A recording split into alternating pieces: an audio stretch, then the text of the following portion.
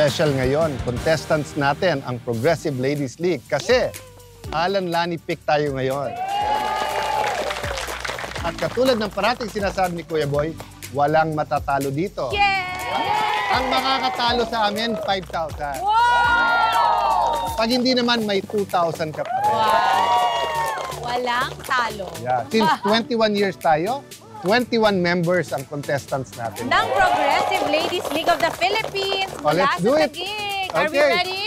Yay! Okay, ready? Alan Lani pick! Okay? Alan Lani pick. Oh, 2,000.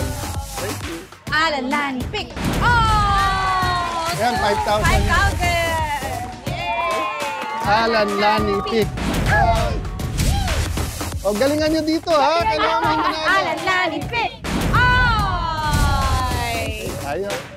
Alan Lani pick. Okay. Meron na. 1,000. Alan Lani pick. Oh, sorry!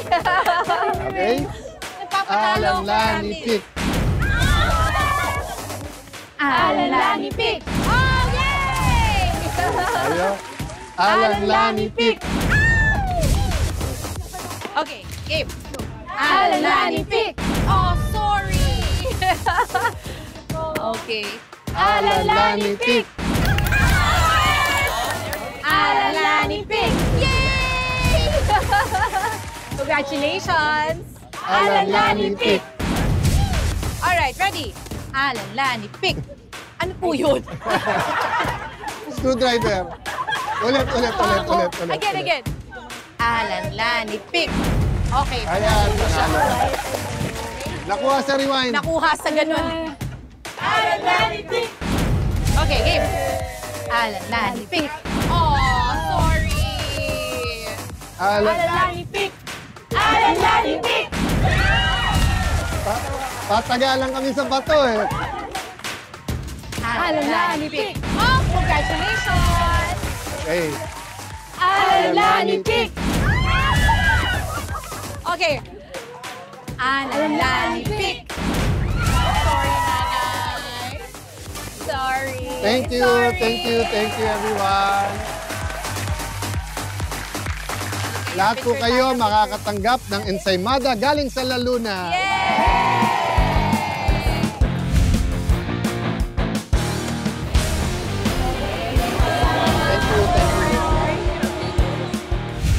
Ito ang parte ng show na gustong-gusto ko po kasi nakakapagbigay po kami ng tinatawag namin takeaway or insights o yung mas malalim na pananaw sa atin na pag-usapan. So katulad nung sa amin ni Lani, kung magiging legalistic kami, di ba? Alam niya na si Tatay Rene ay abogado, si Ate abogado, nagtrabaho siya sa Senado bilang mayor, panay batas. But in the end, it's about relationship. Relationship sa Panginoon, relationship namin dalawa, relationship namin sa iba, katulad sa aming Progressive Ladies League at sa aming mga kaibigan, katulad kay Ading at kay George. No? So, yun yung insights ko po sa inyo. Ang batas, nandyan yan para protektahan ng lipunan, protektahan ng inyong pamilya, pero ang importante po, yung relationship. Mula kay Lani at sa akin, ang buong pusong pagpapasalamat. Una sa Diyos, pangalawa sa lahat ng nagmamahal sa amin at sa inyo na aming audience, ang aming pamilya sa CIUPA. As I said, batas is important, pero mas importante yung relationship. Ako ang gusto kong puntahan ay yung pag-uusap namin ni Gerald at ni Kim Molina. May mga ilang bagay na tumatak sa aking puso. Una, yung kahalagahan ho ng humor, ng pagtawa. Dapat hindi lahat ng bagay ay seryoso.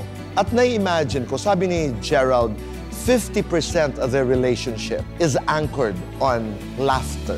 Ang ganda. Kasi may scientific study na po na ang pagtawa, laughter heals. It can actually cure.